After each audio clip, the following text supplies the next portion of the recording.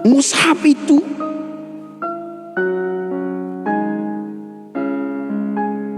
ini yang dimaksud Al-Quran. Kalau ini yang dimaksud Al-Quran, ini saya umpama ya, ini kitab, ini bukan Al-Quran. Saya umpama, anggaplah sebagai misalnya Quran, karena saya malas mau berdiri ngambil Al-Quran, anggaplah ini mushaf Al-Quran. Apakah seperti ini? Ini mushaf. Kalau Al-Quran itu yang seperti ini, yang berupa tulisan seperti ini, yang seperti ini, yang seperti ini nih, kenapa ketika Rasulullah mengatakan hadza kitab enggak nunjuk ke sini? Kenapa? Rasulullah ketika mengatakan hadza kitab, nunjuknya hadza kitab allazi yaqra'uhu Muhammad. Ini kitab. Seandainya kau jadikan 7 lapis langit, 7 lapis bumi, kau jadikan kertasnya, ranting pohon kau jadikan penanya, air lautan kau jadikan sebagai tintanya, untuk menulis Al-Quran itu nggak bakal sanggup, nggak bakal cukup. Bukankah seperti itu? Lalu dari mana tiba-tiba muncul mushaf? Loh, kok bisa cukup? Dari mana? Tiba-tiba 7 lapis bumi itu nggak ada larinya ke situ. Gimana? Fokus di Al-Quran, fokus di masalah Al-Quran. Katanya ngikutin Al-Quran. Fokus di Al-Quran, fokus di Al-Quran. Kakak ras terkuat di bumi, fokus di Al-Quran. Dari mana kok bisa cukup? Ini Al-Quran yang berupa mushaf seperti ini, yang seperti ini,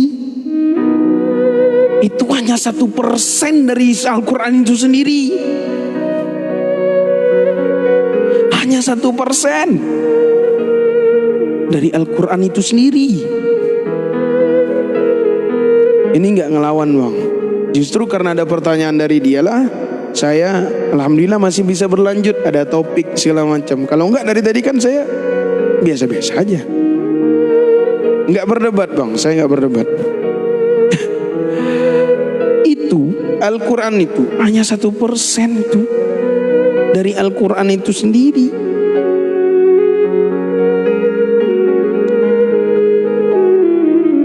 Zaman Rasulullah nggak ada ini. Zaman Rasulullah nggak ada sama sekali Al-Quran yang berupa mushaf itu, nggak ada. 50 tahun setelah wafatnya Rasulullah baru ada mushaf itu. Pertama mushaf itu dibikin oleh Abu Bakar As-Siddiq, namun mushafnya Abu Bakar As-Siddiq sulit untuk difahami, ditulis, dirubah lagi oleh Sayyidina Utsman, sampai sekarang dibilanglah mushaf Utsmaniyah, dibilang sekarang mushaf Utsmaniyah. Pun mushafnya Utsmaniyah itu sulit dibaca, tidak bisa membedakan titik ba, titik ta, titik sa, sulit membedakan yang mana dhammah, yang mana kasrah, yang mana fathah, yang mana sukun, susah untuk membacanya. Maka pada zaman Syekh Abu Aswad Az-Zu'ali barulah titik ba 1 di bawah wadah, titik tha 3 di dalam wadah, ada dhammahnya, ada kasrahnya.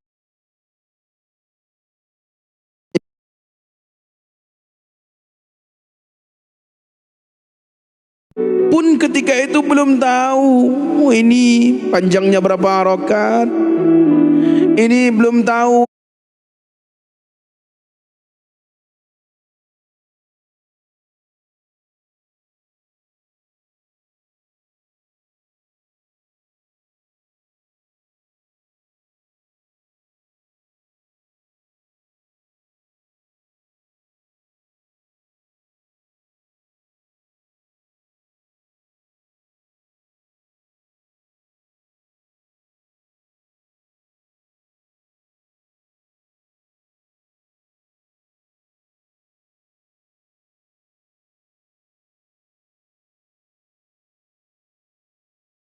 awal belum tahu.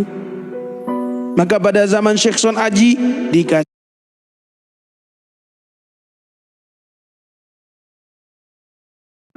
man'ud, bismillah jadi na'at, Allah jadi man'ud, baru dikasih, baru ada jamak.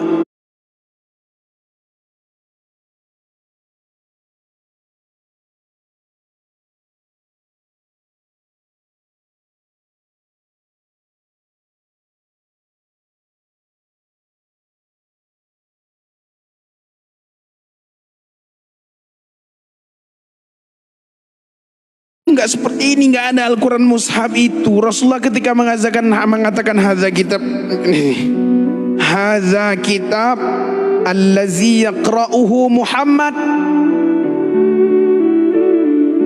allazi yaqra'uhu Muhammad, sudah tidak ada lagi keraguan. Ini kitab, ini kitab.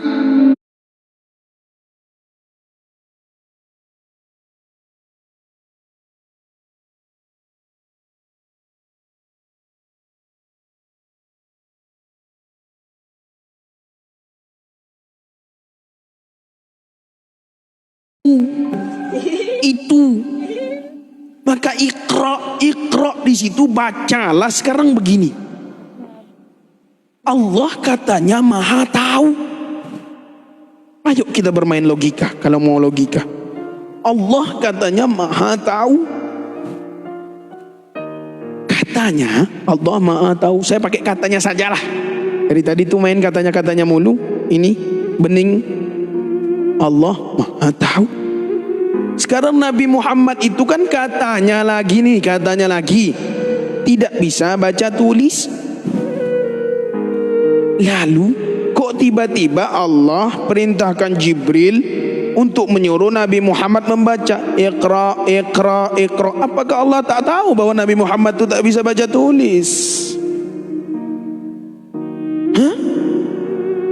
Coba berpikir dengan logika. Berpikir dengan logika. Itu kata ada dalam TikTok tuh. Berpikir dengan logika.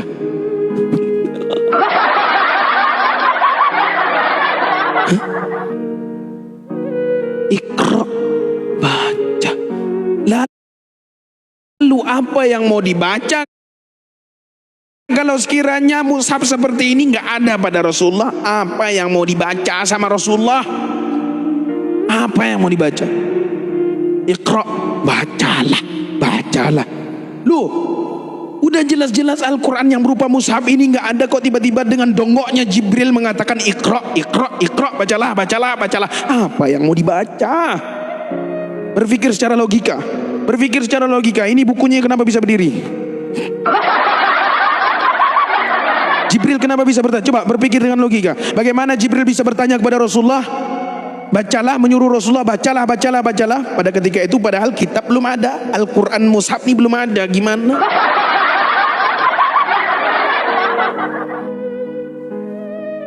Iqra itu ya bacalah, artinya itu kan bahasa Arab. Iqra itu ya bacalah, artinya itu kan bahasa Arab. Jadi ya Iqra bacalah. Apa yang disuruh Jibril baca? Kalau kau mengatakan lah Iqra itu kan hanya bahasa Arab, sedangkan bacalah itu kan bahasa kita. Ya sama seperti pembahasan kau tadi surga. Surga itu kan bahasa kita. Di Al-Quran nggak ada surga, neraka. Di Al-Quran kan jannah, nar. Surga, neraka itu bahasa Indonesia, diambil dari kata swargo. Neraka diambil dari kata naraloka. Itu bahasa Indonesia. Bagaimana kalau orang yang bukan Indonesia, orang Vietnam, orang Amerika, orang Korea, apakah menggunakan bahasa surga? Apakah menggunakan bahasa neraka? Kembali lagi ke Iqra. Jangan berdalih lagi. Jangan lari-lari. Bacalah di situ. Apa yang disuruh baca?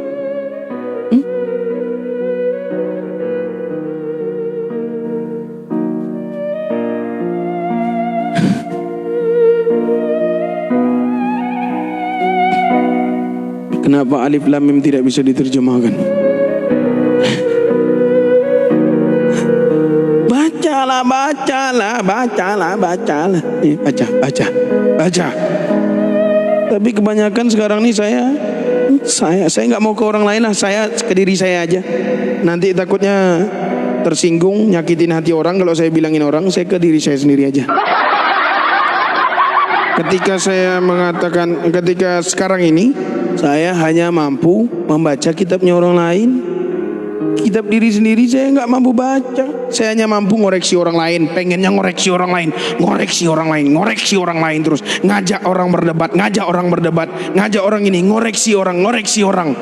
Merasa pendapat sendiri sudah yang paling benar, ngerasa diri sendiri sudah paling benar. Orang yang nggak sefrekuensi dengan dia semuanya salah. Semua dianggap salah. Padahal saya disuruh untuk ngebaca diri saya sendiri, tapi diri saya nggak pernah saya baca.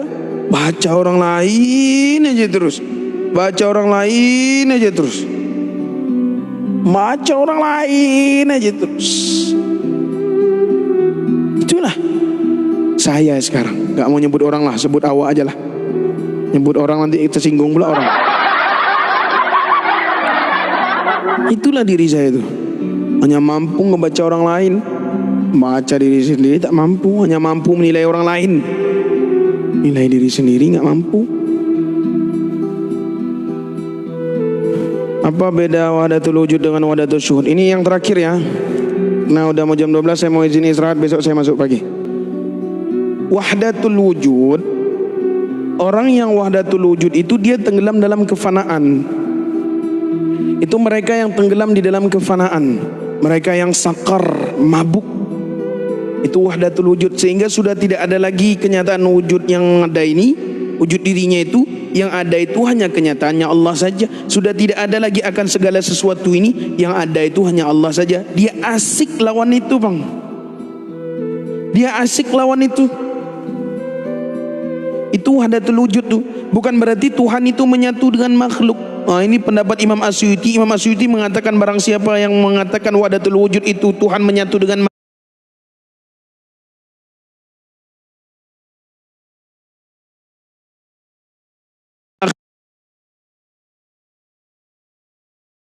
memang pemahaman wahdatul wujud mengatakan Tuhan menyatu dengan makhluk, ya otomatis ya bakal emang benar. Tapi kan pemahaman wahdatul wujud yang sebenarnya bukan Tuhan itu menyatu dengan makhluk. Paham wahdatul wujud yang sebenar-benarnya di situ itu pada ketika ranah fana. Itu di ranah fana, sehingga saking fananya dia sudah tidak lagi melihat akan kenyataan yang lain, sudah tidak lagi melihat wujud yang lain. Yang ada itu hanya kenyataannya Allah saja. Hanya kenyataannya Allah saja. Itu wahdatul wujud. Maka dia tidak terfokus pada yang lain, dia hanya fokus. Yang terjadi pada Mansur Al-Hallaj, yang terjadi pada Syekh Siti Jenar, dan yang terjadi pada Nabi Isa alaihissalam. Itu Nabi Isa dia tenggelam, dia sakar, dia mabuk, terlena di dalam keindahan itu, terlena dalam mahabbah itu, terlena dalam cinta kasih itu tadi itu. Wahdatul wujud. Ketika sampai pada puncak kesadaran itu dia tenggelam. Itu wahdatul wujud. Wahdatul syuhud, mereka yang sampai pada puncak itu namun turun kembali, sebagaimana yang dicontohkan oleh baginda Rasulullah SAW. Ketika beliau sampai pada puncak kesadaran tertinggi sekalipun beliau Nabi Muhammad SAW pun beliau tetap turun. Beliau tidak terjebak di dalam kefanaan. Beliau turun kembali ke menghambakan diri kepada Allah Subhanahu wa taala. Jadi lebih tepatnya wahdatul wujud itu man arafa nafsahu faqad arafa rabbahu fasadal jasad. Itu wahdatul wujud. Wahdatul syuhud man arafa nafsahu faqad arafa rabbahu wa man arafa rabbahu jahilan nafsah. Fasadal jasad, hancur dirinya. Wahdatul wujud itu fasadal jasad, hancur dirinya, lebur dirinya, hancur keakuan dirinya. Itu maksudnya, hancur keakuan dirinya, hilanglah keakuan dirinya. Yang ada itu dia tenggelam dalam kemahaakuan Sang Maha Aku itu tadi itu, terlena dalam cinta kasihnya Allah itu tadi itu, sehingga sudah tidak lagi melihat akan yang lain, hanya melihat akan kenyataannya Allah saja. Sedangkan wahdatus syuhud itu adalah jahilan nafsah, bodoh dirinya, hina dirinya, tak berilmu dirinya. Maka ketika ngerasa diri kita ni bodoh, diri kita hina, di situ letak kita menghambakan diri kepada Allah. Karena banyak para ulama, banyak orang-orang alim, para ulama, kita lihat abah guru sekumpul, mudah-mudahan kita dapat barokahnya guru sekumpul. Abah guru sekumpul Syekh Muhammad Zaini bin Abdul Ghani itu, beliau itu wahdatus syuhud, memilih wahdatus syuhud. Beliau tetap menjalankan syariat sebagaimana yang dicontohkan oleh baginda Rasulullah SAW. Beliau tetap kembali ke syariat. Beliau tetap menghambakan diri kepada Allah.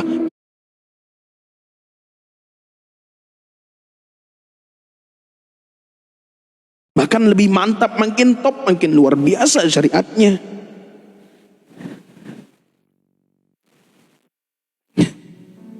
Tidak terjebak di dalam kefanaan itu. Nabi Isa terjebak di dalam kefanaan sehingga hanya terfokus pada dirinya sendiri, dan seringkali yang di dalam itu terpancar keluar karena tidak sanggup menampung. Sering sekali terpancar keluar, seperti Mansur Al-Hallaj. Itu yang di dalam terpancar keluar ketika yang di dalam sudah tidak sanggup lagi menampung, akhirnya terwakili oleh lisan dan tidak bisa diterima oleh pandangan syariat. Dia hanya terfokus pada dirinya sendiri.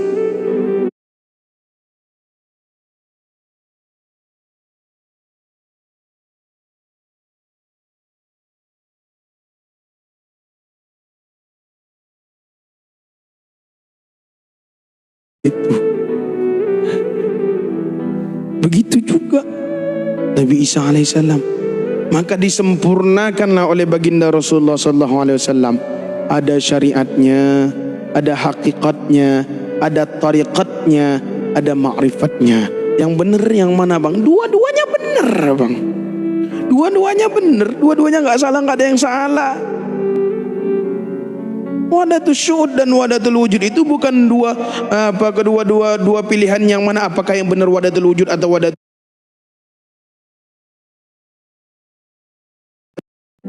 Allah ciptakan kita sebagai makhluk yang paling komplit, punya akal, pikiran, nafsu dan juga otak. Berarti Nabi katanya terjebak. Nabi Isa itu terjebak dalam kefanaan. Begitu juga Nabi Musa. Nabi Musa ketika mengatakan arini ya Rabb, tampakkan dirimu ya Allah. Kemudian Allah menampakkan hanya secercah cahaya kepada Tursina. Tursina hancur, Musa daqa. Nabi Musa pingsan.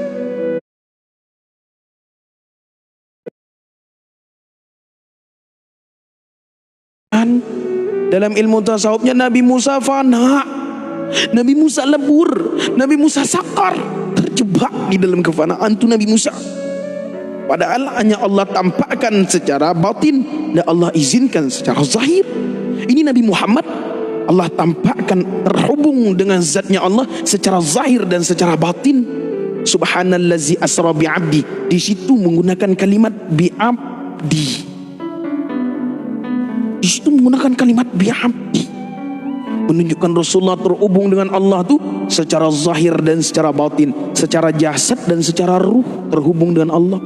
Kalau hanya secara batin saja Nabi Muhammad itu terhubung dengan Allah, secara ruh saja di situ tak menggunakan kalimat bi'abdi mas bro, tapi menggunakan kalimat subhanallazi asra birruhi.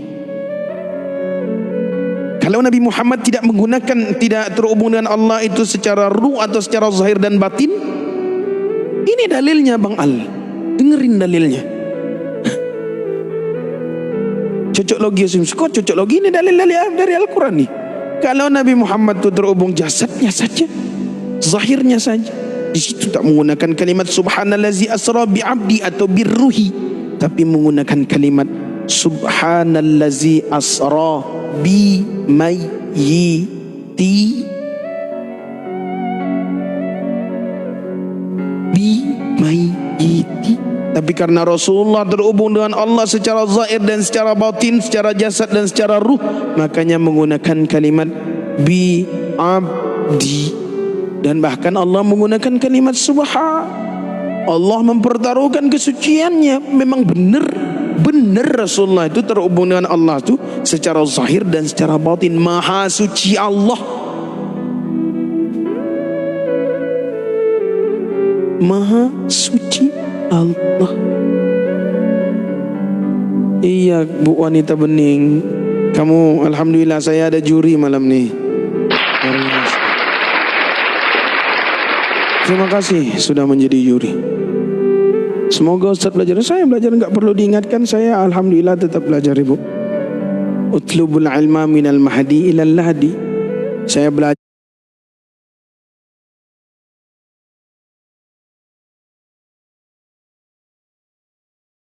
walaupun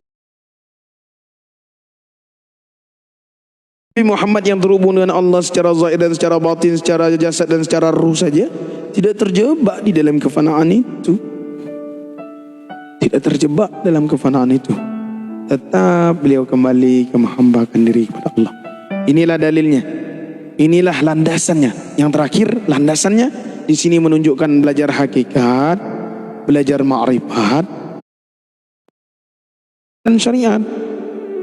Justru belajar hakikat, ma'rifatnya seseorang malah makin tambah sempurna, makin tambah top, makin tambah luar biasa syariatnya.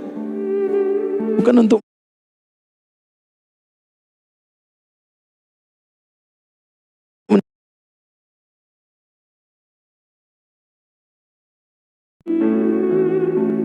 menyempurnakan syariat itu, makin tambah luar biasa, makin tambah top syariatnya itu. Maka dia melakukan syariat itu sudah tidak lagi dengan keinginan nafsu, sudah tidak lagi disertai dengan nafsu semata, sudah tidak berkeinginan ini, berkeinginan ini. Murnilah semurni-murninya, dia hanya menghambakan diri saja. Sudah sejelas-jelasnya. Karena hanya dipenuhi, karena di dalam dirinya itu sudah dipenuhi kasih sayang. Sudah dipenuhi dengan Bismillahirrahmanirrahim. Dia sudah segala sesuatu apa yang dilakukan dia itu sudah diawali dengan bismillah, sudah diawali dengan kasih sayang. Jadi dia hanya butuh kasih sayang saja. Dia hanya ada kasih sayang saja. Sekalipun sama orang yang menyakitinya, sama orang yang melukainya sekalipun, dia tetap berkasih sayang. Dia tetap mencintai, berkasih sayang. Makin tambah sempurna syariatnya, makin tambah luar biasa syariatnya. Karena dia sadar, wa ma arsalnaka illa rahmatan lil alamin. Oh, aku nih diutus tuh, aku nih ternyata dikirim, bahasanya dikirim lah, dikirim ke sini, entah itu pakai JNT atau pakai pos, tak tahu lah. Aku tuh dikasih ke sini tuh, dikirim ke sini tuh. Oh, ternyata tuh untuk menjadi rahmatan lil alamin, untuk menjadi rahmat bagi sekalian alam, menjadi rahmat bagi sekalian alam. Oh sudah. Maka mulailah dia menyadari, Bismillahirrahmanirrahim. Mulailah dia menanamkan atas nama Allah yang maha kasih sayang. Ia mengatasnamakan Allah, sadarlah, oh aku ini mengatasnamakan Allah, menjadi wakilnya, memperpanjangkan tangannya, bukan tangan seperti ini, menjadi tangannya dia untuk menebarkan kasih dan sayang kepada sesama. Bukan hanya kepada manusia, kepada tumbuhan, kepada binatang, kepada hewan, kepada semuanya. Berkasih sayang kepada semuanya.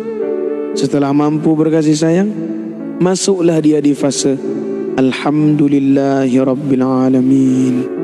Segala puji hanya milik Allah. Masuk lagi ke lebih dalam, segala sesuatu hanya kenyataan kasih sayangnya Allah saja. Segala sesuatu hanya kenyataan dia saja. Mau yang baikkah, mau yang burukkah, la tataharraku zarratun illa biiznillah. Sudah sadar sesadar-sadarnya, mau yang baikkah, mau yang burukkah, semuanya Allah lah di balik itu semua. Ar-Rahmanir Rahim. yang bentuknya hanya kasih sayang.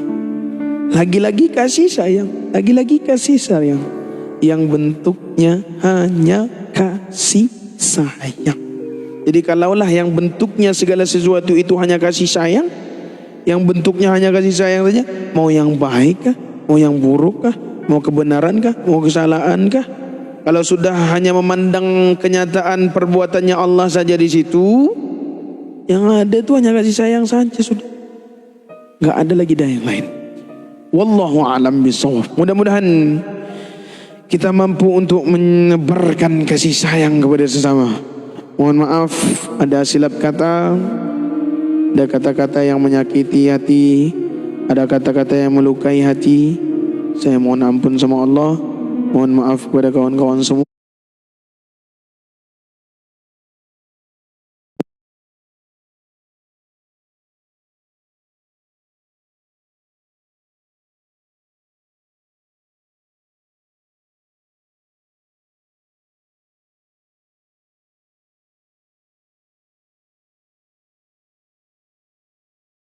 Jadikan saya sebagai teman orang tua, jadikan yang tua jadikan saya sebagai anak, yang lebih tua dari saya sedikit jadikan saya sebagai adik, yang di bawah saya jadikan saya sebagai abang. Kita berjalan sama-sama, kita bareng-bareng jalan, kita belajar sama-sama, muzakarah sama-sama, musyawarah sama-sama, ta'lim bersama-sama, jalan bersama-sama. Kalau suatu saat jika kita kembali nanti, sama-sama kembali, saya enggak jumpa jalan pulang, kawan-kawan lain jumpa jalan pulang, kalian jumpa jalan pulang, tolong bimbing saya, tolong bawa saya, tolong ajak saya untuk menuju jalan pulang itu. Begitu juga sebaliknya. Terima kasih banyak buat kawan-kawan yang tadi itu sudah mendoakan atau sudah mensupport atau mungkin sudah berbagi atau apa. Mudah-mudahan Allah balas. Saya tidak mampu membalas kebaikannya, saya hanya menjadi saksi.